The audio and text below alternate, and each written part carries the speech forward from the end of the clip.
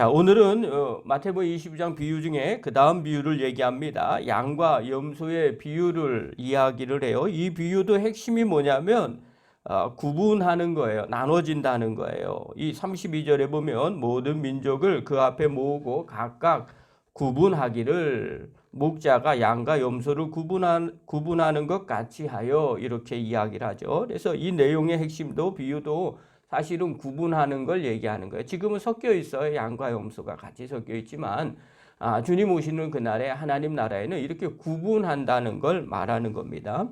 자, 그래서 31절에 보면 이렇게 말하죠. 인자가 자기 영광으로 모든 천사와 함께 올 때 자기 영광의 보좌에 앉으리니, 이렇게 모든 천사와 함께 오는 거예요. 마지막 날 주님이 심판주로 오시는 날을 이야기하는 거죠. 이게 마지막 때라는 거죠. 이때 어떤 일이 일어나느냐? 그 모든 민족을 그 앞에 모으고 각각 구분한다. 이렇게 얘기하시죠. 그래서 모든 민족을 모으고 구분할 것이다. 믿는 자와 믿지 않는 자, 하나님의 백성과 그렇지 않은 자를 구분할 거라는 거예요. 그러면서 비유를 들어주는 게 마치 뭐와 같으냐면 양과 염소를 목자가 구분하는 것 같이 그렇게 구분할 거라는 거예요. 자, 이것은 비유로 설명해 준 거예요. 그때 당시에 목자들이 양과 염소를 들판에서 같이 키웁니다. 키우다가 집에 들어오면 양은 양대로, 염소는 염소대로 따로따로 이렇게 드립니다. 그것들을 이 사람들이 다 알고 있는 거죠. 그래서 예수님께서 이 비유를 설명을 한 거예요. 마치 목자가 양과 염소를 구분할 것 같이 그렇게 그날이 되면 구분이 될 것이다. 자, 그러면 우리가 이제 이해할 수 있는 게 그때 당시에 양과 염소가 어떤 의미가 있었을까라고, 우리는 그냥 목자니까 양과 염소를 구분했다 이렇게 얘기하는데, 이 양은 오른쪽에 염소는 왼쪽에, 그리고 또 양이 구원을 받고 염소는 구원을 못 받는 상징적인 짐승으로 쓰여 있어요. 그러면 이게 왜 그렇게 됐는지를 알 필요가 있겠죠. 자, 당시에 그냥 그때 당시의 상황을 보면 목자들이 보기에는 양이나 염소나 둘 다 똑같이 흰색이에요. 그래서 멀리 풀어놓으면 양인지 염소인지 잘 모르는 거예요. 그러나 이제 저녁이 돼서 그들을 전부 다 불러 모아서 우리에 들여 보낼 때는 양은 양대로, 염소는 염소대로 따로따로 나누게 됩니다. 자, 그것을 첫 번째로 이야기를 해주고 있어요. 또 하나는 유대인들의 고유된 생각들이 있어요. 유대인들에게는 이 양과 염소가 의미가 있어요. 유대인들이 가장 중요하게 여긴다는 게 뭐냐면 명예와 관련된다고 그랬죠. 명예나 수치 뭐 이런 거에 아주 민감합니다. 그래서 그들의 모든 기준들은 명예를 얻는 거냐 아니면 수치를 당하는 거냐, 이걸 가지고 인생을 살게 됩니다. 그리고 그렇게 생각을 할 때 명예라고 하는 것, 이것은 밝은 것 오른쪽에다 늘 둡니다. 그리고 수치는 왼쪽에다 둡니다. 이들의 구분법이에요. 밝은 것은 오른쪽에다 두고요. 그 다음에 어두운 것은 또 왼쪽에 둡니다. 자, 이런 관점에서 보면 양은 어느 쪽에다 두냐면 오른쪽에다 두고요. 염소는 좀 부정한 걸로 생각해서 왼쪽에다 둡니다. 그리고 의인이라고 말할 때는 항상 의인은 또 오른쪽에다 둡니다. 또 악인은 왼쪽에다 둡니다. 또 명예를 이야기할 때 명예는 오른쪽, 그 다음에 수치는 왼쪽. 그 다음에 유대인들은 오른쪽, 이방인은 왼쪽. 그러니까 이 유대인들의 구분법이에요. 그 다음에 메시아는 오른쪽, 그 다음에 거짓 메시아는 왼쪽. 이런 식으로 구분을 해요. 근데 이 구분을 섞어서 이렇게 모아두진 않아요. 항상 오른쪽은 구원과 관계된 것, 좋은 것, 그리고 왼쪽은 나쁜 것, 이렇게 구분을 해 놓고 있습니다. 이게 히브리 유대인들의 사고 방식입니다. 그러니까 우리가 그 부분을 이해해야만 이 본문의 내용이 이해가 돼요.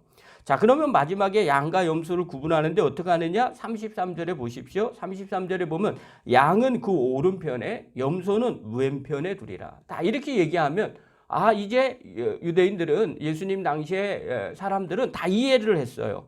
양은 오른편, 구원받는 것, 좋은 것, 하나님의 것, 염소는 나쁜 것, 그리고 어두운 것, 사단의 것, 뭐 이런 식으로 하나님과 대적하는 것, 이렇게 구분이 된 겁니다.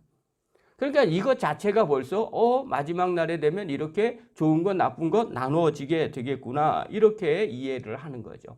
자, 그러는 관점에서 보면 성경에 보면 예수님도 양의 비유를 계속해서 이야기를 해요. 왜 염소의 비유를 얘기하지 않고 잃은 양을 찾아가는 뭐 누구와 같다, 목자와 같다, 뭐 이런 얘기를 해요.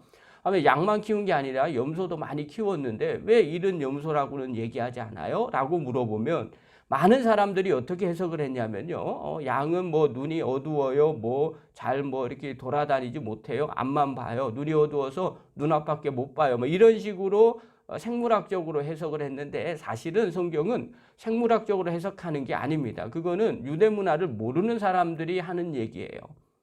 그러면 원래의 의미는 뭐냐면 이런 관점이 있어요. 양은 오른쪽의 짐승이에요. 그 다음에 염소는 왼쪽의 짐승이에요. 그렇기 때문에 잃어버린 자를 구원하는 것, 하나님의 자녀를 삼는 것은 당연히 염소를 비유로 들으면 유대인들은 이해가 안 되는 거죠. 아니 어차피 죽을 건데 그걸 왜 구원하려고 그래? 그거 무슨 상관이야? 그다음에 그건 악한 건데 이런 식으로 받아들여요. 그런데 양은 잃은 양이다라고 얘기하며 원래부터 그건 좋은 거, 그다음에 하나님의 것이었어. 구원받아야 될 것이었어. 이런 식으로 받아들이는데 그걸 잃어버렸다는 거예요. 그래서 그걸 다시 찾는다는 의미가 있는 거예요. 그래서 예수님이 이스라엘 백성들이 원래 구원함을 받은 백성들인데 그들이 잃어버렸다. 세리와 죄인이 됐다. 그래서 그들을 다시 찾으러 오신 거다. 이런 얘기로 해석이 되는 거죠. 그래서 성경은 양에 대한 이야기를 기록하고 있어요. 자, 그러면 그 다음 얘기하는 거예요. 자, 어떻게 이해가 되느냐. 양은 오른쪽, 염소는 왼쪽으로 관련이 돼 있죠. 명예하고 그 다음에 수치 이런 것들에 다 포함돼서 그래요. 그러면서 이렇게 이야기를 해요. 34절에 보면 34절에 우리 한번 읽겠습니다. 시작. 그때 임금이 그 오른편에 있는 자들에게 이르시되 내 아버지께 복받을 자들이여 나와 창세로부터 너희를 위하여 예비된 나라를 상속받으라. 자, 오른편에 있는 걸 지금 계속 얘기하죠. 양은 오른편에 두고 또 오른편에 있는 사람들을 얘기하는 거예요. 이런 기본적인 상식을 이해해야만 이 오른편이 이런 내용이구나. 예수님이 이런 얘기를 지금 하고 계시는구나 라는 걸 알게 되는 거죠. 명예와 관련되어 있는 이 오른편, 이런 사람들, 오른쪽에 있는 이 사람들이 어떠느냐? 하나님 나라를 상속받을 거라는 거예요. 자, 여기서 예수님이 하신 말씀이에요. 상속을 받는, 하나님 나라는 상속받는 거라는 거예요. 상속이라는 이 단어는요, 라사라는 단어예요. 뜻이 뭐냐면 상속이라는 것보다는 허락받았다 이런 뜻이에요. 그러니까 하나님의 나라는 상속받았다. 상속받았다는 건 그 아버지가 허락을 해야만 그 안에 들어갈 수 있는 거예요. 그렇기 때문에 이 라사라는 단어는 허락이라는 단어로 이해가 되는 거예요. 그래서 이 오른편에 있었던 이 사람들은 하나님 나라를 허락받은 사람이다. 아버지가 인정해 준 사람이다. 너는 내 백성이야. 이렇게 말해 준 거죠. 지금으로 얘기하면 구원받은 백성이에요. 자, 그러면 우리가 알고 있는 한 가지의 상식을 봅시다. 내가 예수님을 믿어서 구원을 받은 겁니까? 하나님이 내 믿음을 보고 구원해 주시는 겁니까? 이렇게 질문을 하는 거죠. 그러면 뭐가 정답입니까? 라고 물어보면 내가 하는 것이 중요한 것이 아니라 하나님께서 내 믿음을 허락을 해 주셔야 된다는 거죠. 너 믿음이 있구나 라고 인정해 주셔야 된다는 거예요. 이 부분을 정확하게 아셔야 되죠. 그래서 구원은 하나님께 있다는 거죠. 내가 믿음이 있어요. 백날 얘기한들 소용이 없다는 거예요. 하나님이 인정해 주셔야만 가능한 거죠.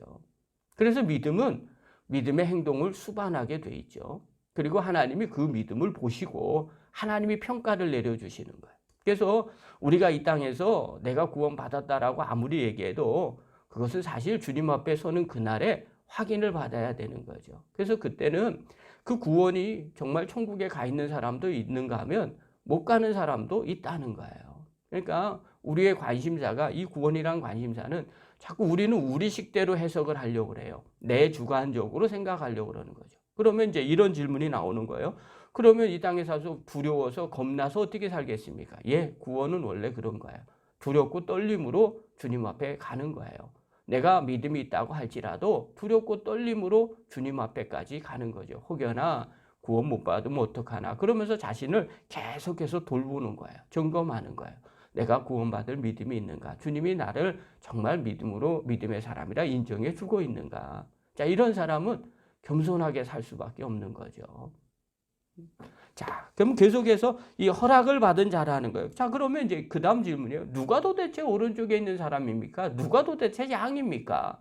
이런 질문이 나오겠죠. 자, 그런데 예수님이 이야기를 해줘요. 35절과 36절에 보면 자, 오른쪽에 있는 사람에게 이야기를 해줘요. 내가 줄일 때 너희가 먹을 것을 주었고 목마를 때 마시게 하였고 나그네 되었을 때 영접하였고 헐벗었을 때 옷 입었고 병들었을 때 돌보았고 옥에 갇혔을 때 와서 보았느니라. 이렇게 나를 돌보아 준 사람, 이 사람은 하나님 나라에 허락된 사람이다. 이 사람이 오른쪽에 있는 사람이다. 그런데 오른쪽에 있는 사람이 정작 이걸 잘 모르는 거예요. 그래서 뭐라고 질문하냐면 난 그런 적이 없는데 나 예수님께 하나님 앞에서 직접 내가 먹을 거 주고 하나님 목마른 거 마시게 하고 나그네 되었을 때 영접하고 헐벗었을 때 옷 입고 병들었을 때 돌보고 옥에 갇혔을 때 와서 보지 않았는데 나 하나님 직접 그렇게 하지 않았는데 그러면서 물어보는 거예요. 37절에 보십시오. 이에 의인들은 오른쪽에 있는 사람을 얘기하는 거죠. 대답하여 이르되 주여 우리가 어느 때에 주께서 줄이신 것을 보고 음식을 대접하였으며 목마르신 것을 보고 마시게 하였나이까? 어느 때 나그네 되신 것을 보고 영접하였으며 헐벗은 것을 보고 옷 입었나이까? 어느 때 병든 것이나 옥에 갇힌 것을 보고 가서 배웠나이까? 하리니. 그런 적이 없거든요. 직접 육적인 눈으로 봐서 옆에 하나님을 도운 적이 없어요. 그래서 이렇게 의아스럽게 대답을 한 거죠. 그러니까 예수님께서 뭐라고 대답을 하느냐? 40절에 보십시오. 임금이 대답하여 이르시되 내가 진실로 너희에게 이르노니 너희가 여기 내 형제 중에 지극히 작은 자 하나에게 한 것이 곧 내게 한 것이니라. 아니 그런 적 없지? 그래. 그런데 이 작은 자에게 했던 그것이 곧 나에게 한 것이라는 거예요. 그러니 너는 곧 나에게 한 것이다. 이런 자는 오른쪽에 있는 의인이 되고 하나님 나라를 상속받았다. 내가 허락한다. 너는 하나님 나라 백성 되는 걸 내가 허락한다. 자, 그러면 이제 질문 하나 던지는 거예요. 질문을 던지냐면 아니 평소에 작은 자 하나에게 하는 사람이 도대체 어떤 사람이길래 하나님은 그런 사람에게 하는 것이 곧 나에게 하는 것이라고 이야기를 할까? 자, 그러면서 이제 우리가 이렇게 생각하죠. 자, 그러니 우리도 작은 자, 이렇게 소외되고 힘들고 어려운 사람들에게 열심히 하면 주님이 인정해 주시겠지? 이렇게 생각을 해요. 그래서 많은 사람들이 열심히 하면 주님께 하는 거야. 내가 작은 자들, 소외된 자들 도와주면 이렇게 구제하고 도와주면 그건 곧 주님께 하는 거야. 내가 열심히 이렇게 해서 주님 앞에 이런 일들을 해야 되겠다. 이렇게 생각을 합니다. 그런데 여기서 얘기하고 싶은 핵심은 그 내용이 아니에요. 그러니 너희들 가서 생각하면서 자꾸 작은 자 섬겨라. 그걸 내가 다 지금 카운트하고 있고 보고 있다. 이걸 얘기하고 싶은 게 아니에요. 뭘 얘기하고 싶냐? 이 사람은 부지중에 하고 있는 거예요. 작은 자를 섬긴다는 건 어떤 의미가 있냐면요. 그 사람들에게 있어서는 아무 유익이 없는 일이에요. 그걸 하면 세상에 살면서 도움될 거 하등에 도움될 거 없습니다.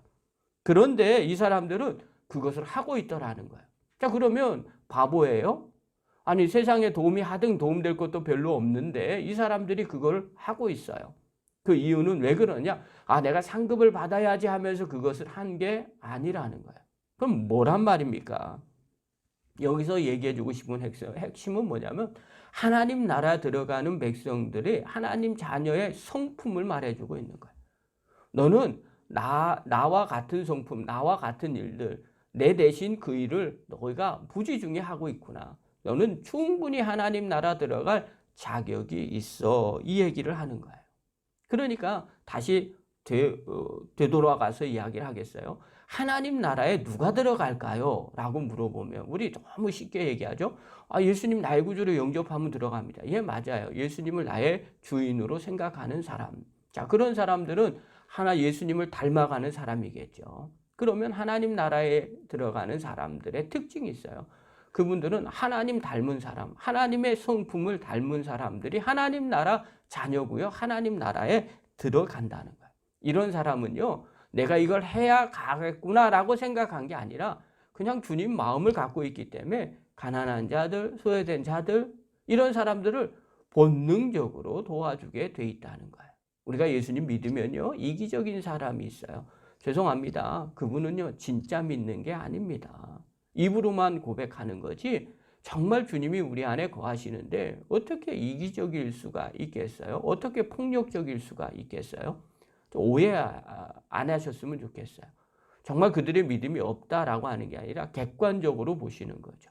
하나님의 성품을 갖고 있으면, 하나님을 닮아가면 당연히 하나님이 기뻐하고 원하는 일들을 자연스럽게 하게 되는 거예요. 그러니 누가 이런 일들을 하겠냐는 거예요. 하나님 나라 백성들은 어떤 성품을 갖고 있어야 하는가, 그걸 얘기하는 거예요. 하나님을 닮아가는 사람들이 하나님 나라 백성이라는 거예요. 즉 오른쪽에 있는 사람, 남을 돌보는 사람, 그것은 주님의 성품이기 때문에 자연스럽게 그렇게 하는 거예요. 마치 호흡하는 것처럼. 그런 사람들이 하나님을 닮아가는 사람이고요. 그런 사람이 하나님 나라의 상속자가 된다는 거예요. 악인은 어때요? 그렇게 하지 않았다는 거예요. 그래서 악인은 벌을 받게 된다고 성경은 말해주고 있는 거예요. 자, 그렇다면 오늘 본문을 통해서 우리가 깨달아야 될 게 뭡니까? 간단한 거죠. 하나님이 기뻐하는 일을 기쁘게 하는 성도들이 하나님 자녀라는 거예요. 그게 믿음이라는 거예요. 우리가 예수님을 믿으면 구원을 얻게 된다고 고백하는 것. 아까도 말씀드렸죠. 그런데 믿는 사람들이 뭘까? 믿는다는 게 뭘까는 또 다른 문제예요. 그것은 바로 내 안에 예수님을 영접하고 그분 성품대로 그분과 하나 되는 것. 그것이 믿음의 생활이에요. 그러니까 믿는다는 것은 곧 주님의 생각을 가지고 이 땅을 살아가는 것, 믿음으로 살아가는 것. 그것이 바로 성도의 모습이라는 거예요. 우리가 하나님 나라 백성이 되었다. 그것은 곧 하나님의 성품으로 하나님의 삶을 이 땅에서 사는 사람이라는 거죠. 그러면 당연히 하나님이 기뻐하는 일을 부지중에 자연스럽게 하는 사람, 그 사람이 바로 성도라는 거예요. 그런 사람이 양이고요. 그런 사람이 오른편에 있는 사람이고요. 그런 사람이 의인이라는 겁니다. 그런 분의 마지막 날 되면 양과 염소가 구분하는 것처럼 의인과 악인이 구분되는 것처럼 하나님의 나라와 지옥으로 구분되는 것처럼 그렇게 구분되더라는 거야. 그러므로 우리가 늘 하나님이 기뻐하는 일에 힘쓰고 애쓰는 믿음의 종이 되기를 간절히 축원합니다. 기도하겠습니다.